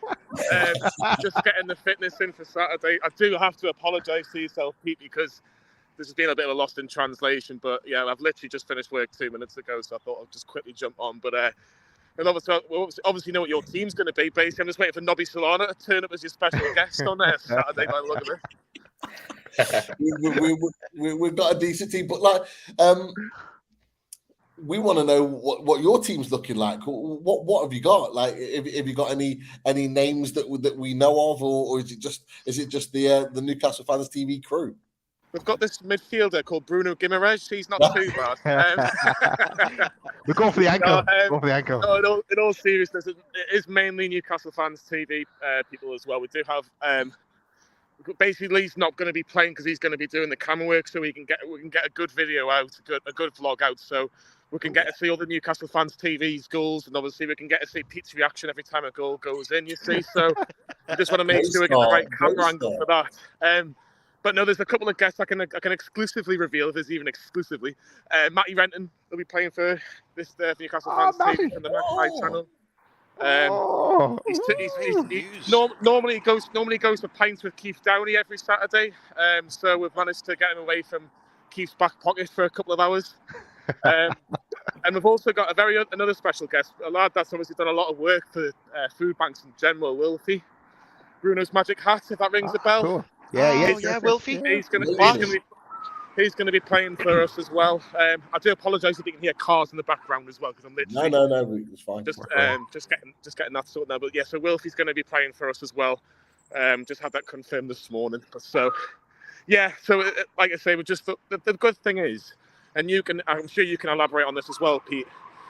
2 fan channels getting on for charity, and Newcastle are doing mint as well. It just shows when a couple of good things happen, how much money can be raised. I've just seen in the last hour or so another £100 being raised, and I must thank everybody that has donated. It really means a lot. We said Pete, I think £200. We thought that'd be quite tough. The Newcastle fans and Newcastle people, or anybody that's associated with Newcastle United, just know how to help a cause, and especially when times are tough. Like, we never put pressure on people to donate. I've always said, just donate if you can. And like you say, times are tough. Times are very, very tough. But look, the pitch is booked at the foundation. It's a 12 o'clock kickoff. By all means, if you want to come along and cheer on ourselves or Loaded, whoever, by all means, we'll do that. And we'll have a few drinks and cheer us after. So, but I'm sure you have all been training properly for this as well. Yeah. I don't know about that. But look, every word you've just said, Johnny, is absolutely spot on, and I don't think any of us could have put any better. It's a fantastic cause, great people involved as well. Bruno's magic hat and Matty coming in and be involved it just adds to the occasion, and having everyone involved, like some of the Loaded squad that have come on today, and everyone said exactly the same. Everyone's so buzzing, not just for the football, but to do something good for the community and raise money for the community. That's the reason why we're doing this, and we're all buzzing for it. I've got to be honest, we're absolutely really looking forward to it. Whether we're playing, whether we're just being there and we're just enjoying the occasion and being all together more than anything for me. This guys being all together just means a lot. And one of the questions actually, Michael Palmer was just put in there. He said, "I'm surprised you've not roped in 40." Well, I'll tell you the truth. I did ask him, but he's too big time now. He's got True Geordie following him, so he's got his famous celebrities now, and so he is actually busy this week. I think he's, as you know, he works for Channel 4, so he does a lot of stuff for them. So he is actually working this Saturday. So obviously it's disappointing because 40 is actually, I do like 40 a lot, Pete, and I know you think a lot of him as well. He's obviously I've never seen him play football. Like, I've never seen him kick a ball. Me neither. No, but the only person that won't be playing is Lee will be there, but he's not playing. But Sam Milner's not playing, unfortunately. He's bringing his young'un actually for the game on the Sunday. He's got tickets right in the front row actually for the Southampton game, and his favourite player, his little lad's favourite player, is Miggy. So he has to work the Saturday to take his lad to the Sunday. So I've let him off. Not many times that me and Sam disagree on things, but you can't get both the Saturday and the Sunday off. But like I say, the video, I don't think it'll be live, but the video I think will be done afterwards, and we'll make sure it's a good video. Like I say, I think I'll take 6-1, to be fair, boys. Like 6-1 win for the Newcastle fans TV. I'll take that after Sunday. But you predict that quite a lot, don't you, Johnny? The 6-1. Hey, do you know what it is? It was funny actually. I got something tweeted at me this afternoon, and I was at the women's game, and we've been big advocates for the women's team. And again, they've got 2 games left to win. The next 2, they're promoted to essentially the 3rd tier. And I said, jokingly, I said to the lads that were there, I think Adam was there. I know he was just on the video before. I said, I'll take 6-1 next week, jokingly. And I think, bloody hell, like 5 after 20 minutes. I don't know if you were the same boys watching it. Did you not pinch yourself just to go, yeah. Are we actually 5-0 up in 20 minutes? Like, those Spurs were shocking, but still, it was one of those. Yeah. It was one of those feelings. But incredible. Look, John, I'll ask you, and I'll ask the rest of the boys on the panel as well. It's like, are you not? I've kind of, whenever I've had a chance, when I've had a break at work or whatever, I've looked at some of the reactions to yesterday's result, and I can't help but be pissed off. Everybody's talking about Spurs. We were fucking class. We were fucking class. We were world-class performance yesterday. And all they're talking about is Spurs. I just think it's an absolute disrespect. I genuinely think it's a disrespect to us. The fact that they're all talking about Spurs, all the back pages, they are shit. Well, they're fucking shit. And they're all talking about everything on the back pages around Spurs and Levy and all that crap, right? And then they're completely forgetting that we were fucking class. Am I the only one that thinks that? Because I've seen that stuff, and it genuinely pisses me off. No, I agree, Pete. I think the problem is because it's a negative story. It's like anything; you're always going to talk about the negatives if you're a pundit, because that's what gets most hits. People don't like talking about the good things, and that's the problem. So when Newcastle win a game of football 6-1, it's not really the story. The story is who got beat 6-1. It was when Man United got beat at Liverpool. Everyone was talking about Man United, but they weren't really talking about the fact Liverpool won 7-0 against Man United. But in all seriousness, I think No, we were absolutely unbelievable. We were from minute one, like literally minute one, like we scored within 60 seconds. I have to be honest. I have to give a special praise to Joe Linton. I know Jacob Murphy was absolutely exceptional, but I thought Joe Linton was a man possessed. I actually think that was his best performance in a Newcastle shirt yesterday. He was up. He didn't put a foot wrong, Joe Linton, yesterday. And we me and Sam have just done a podcast for the Greenwood and Mulliner show, Newcastle's worst ever 11. And we jokingly said as a striker, if Joe Linton was still a striker, he would probably be a candidate for that worst 11. Now, it's a massive transformation. It's huge now in terms of what's happened. But you're quite right, Pete. Like, let's give some praise to this team. Let's give some praise because they deserve it. They've been absolutely incredible this season. Like I said, I think Keith Downey's on Sky before, and it's like 14, 15 core players. But there's been other players behind the scenes.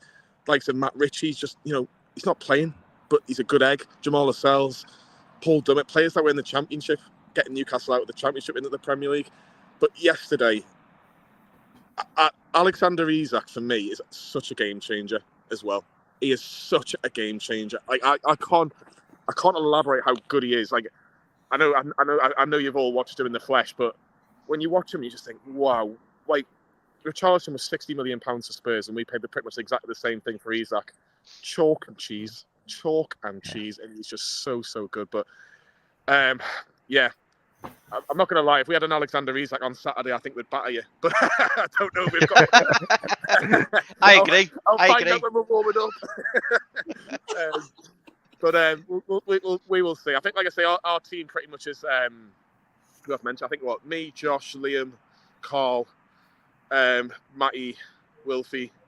I think there's one more to be announced. Because we're obviously playing 6-a-side, we just want that.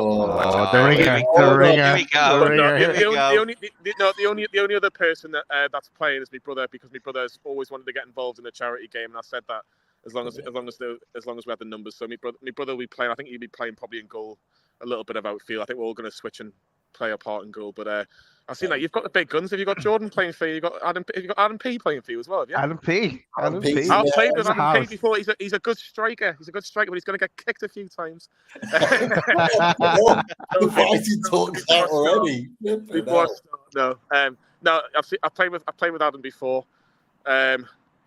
Jordan must be a little bit of a dark horse if you've asked him to play. Like Jordan, there's confidence. When I speak to Liam and Dom, they're saying he's a lefty. He's a right footer. Or it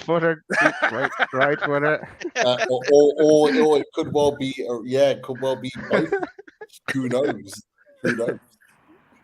Yeah, definitely, exactly. Do you know what it is? It wouldn't, like I say, I'm not even lying. It wouldn't surprise me. Nobby Solano, Olivier Bernard, who else is the Shearer pops up and just does the kick off or something. I'm just like, yeah. Hold on a second, Johnny. They're on your channel. You're more likely to get them than us. Yeah. Well, that's what I'm saying. To be confirmed, Pete. To be confirmed. Yeah. Oh, mate. I'm only joking. If the offer's there, I'm sure you won't mind playing against one of them. But I can't guarantee that. but we'll see. But no, if you want to, like I say, come down on if anyone that's watching, I'm sure you've probably got a few hundred probably watching right now. Like I say, come along. Like I say, the kickoff's 12 o'clock. It's on the foundation, on the top pitch as well, looking over St James's Park. So it's a great view. We're doing it for Gateshead Foodbank. Like, again, it's been absolutely incredible in terms of the amount of money that's been put in. But yeah, it should be absolutely brilliant. Like I say, I can't thank you lads enough for. Like I say, we've organised it, and obviously the information's on the chat now. But I'm really, really sorry. But my bus is literally a minute away, and I can see it. And I'm probably going to have to run for it. So I really, really do apologise. But like I say, I'll see you on Saturday. I'll just do my last 100 metre sprint like Usain Bolt. But I'll see you all later. Don't twist on the curb. That's all we'll say. Don't twist on the curb. Yeah. All the best, okay, lads. Top man. Cheers, Johnny. Good luck. See you Saturday. See you later.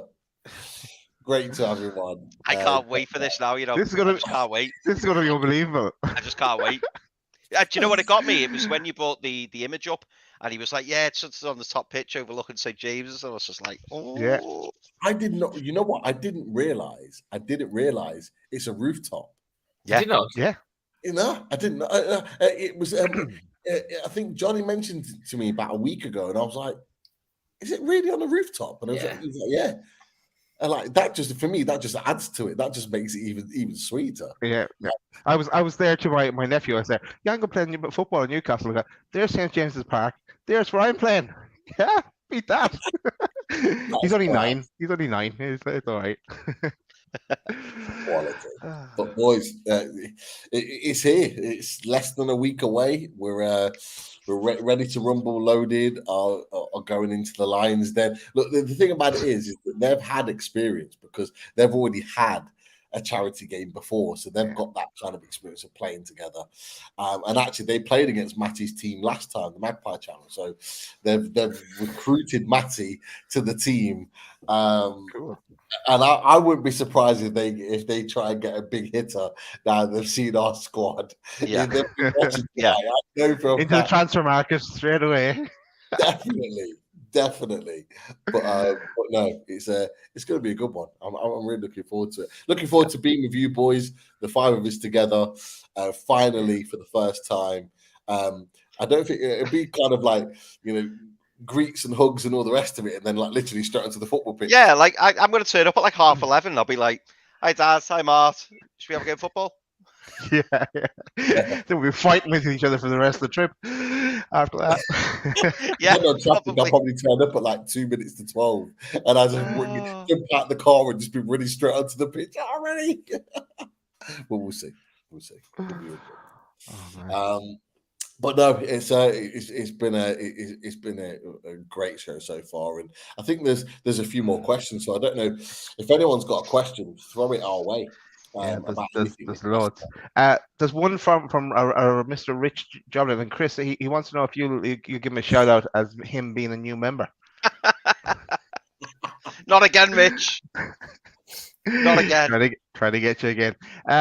Hugh O'Neill asks the question: is there any news on the club in Belgium that we are trying to buy? I know we did touch on it there in our show recently, Pete. I know you had brought up the information on, but I haven't heard anything else since. Have you guys? Is that Oostende? Oostende, yeah. Oostende, yeah. I haven't heard anything. Do you know what?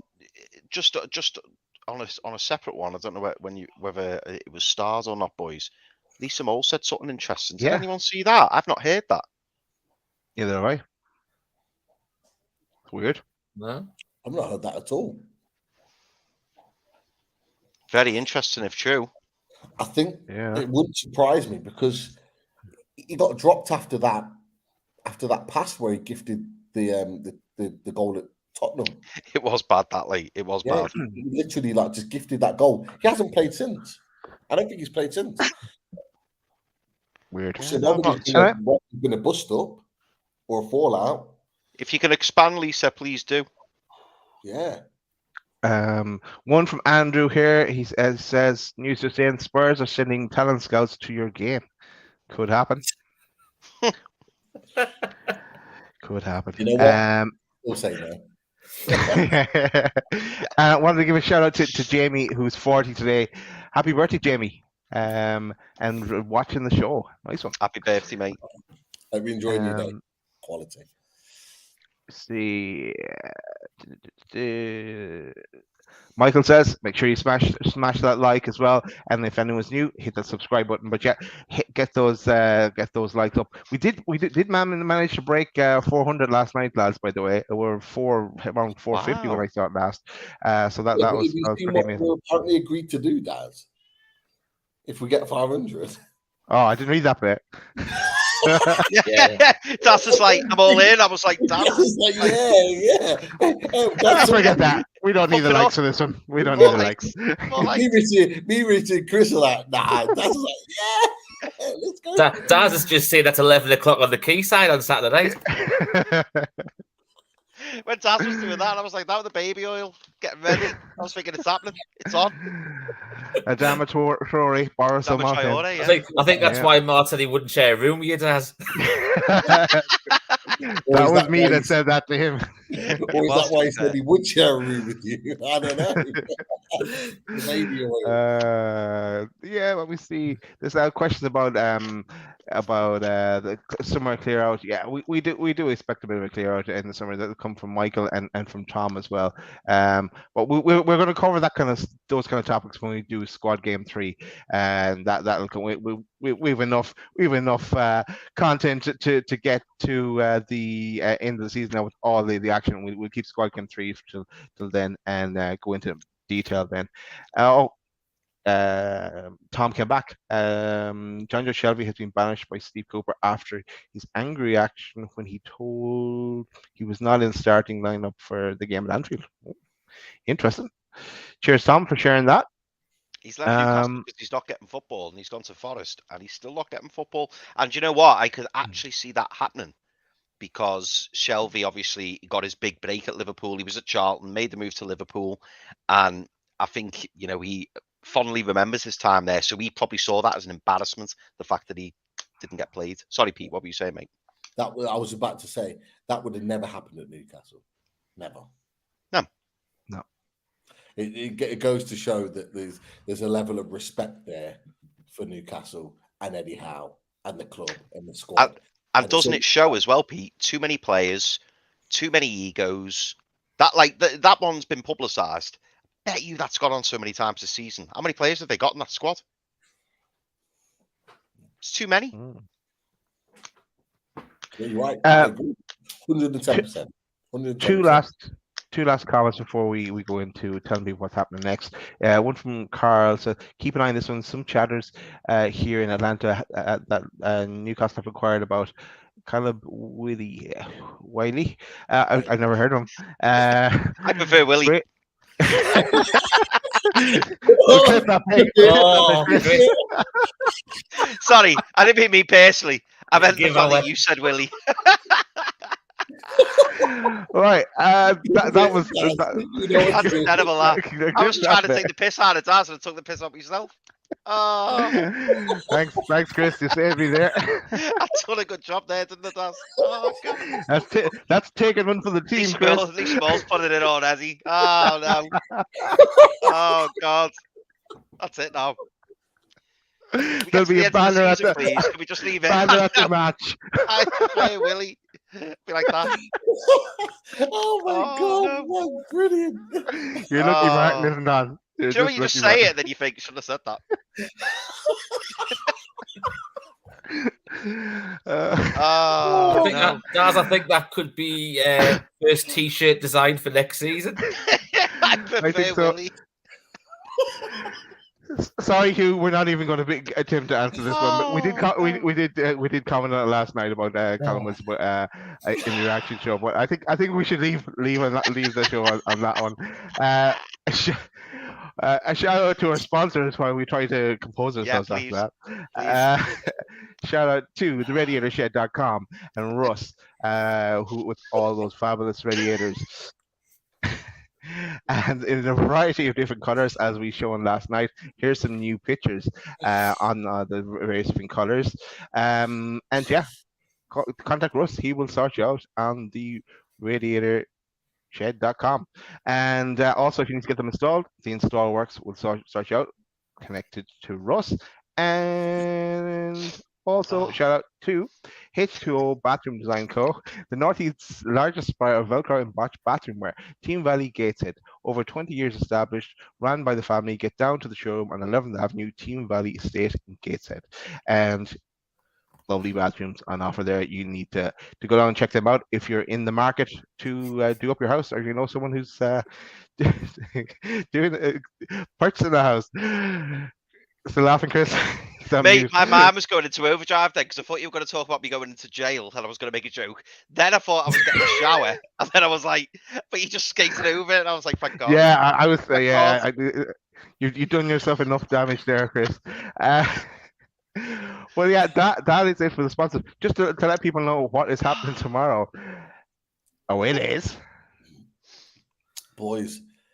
It's a star-studded week for shows on Loaded Mag, without a doubt. And talking to Mike today, he's buzzing to come onto the channel to talk away days. Number of different topics that he wants to discuss with us with regards to Newcastle and Everton. So Mike will be joining us from the Unholy Trinity podcast. Always a great guest. And yeah, looking forward to chatting with him. Should be a good one, 7:30. Don't miss it. Those Everton boys, they're all the same. All right. Let's get on to the next one. Yeah, on Wednesday then we're back again. On this is with Pete Graves for our 100th episode of what is Lisa saying here? These past two shows, I'm starting to. We're all feeling juicy right now. Maybe not as juicy as Chris, but we're all feeling juicy right now. No, definitely not. And we're all a great age. Great age.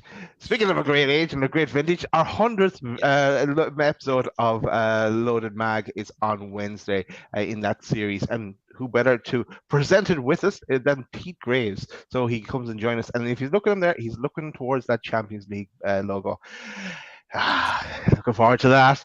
I'm sure Pete is as well. So we'll get to talk to Pete, and I'm sure there'll be a few transfer-related questions in that show to see does Pete have any inside knowledge that he's willing to share with us. But yeah, always great to have Pete on, and a good laugh as well. So looking forward to that as always. But that's it for the shows. Anything else we want to say? I suppose the main thing is if anyone wants to donate towards the charity, follow the justgiving.com link, and that will allow you to donate, and everything goes towards the Gateshead Foodbank for our game. But interesting to hear our squad today.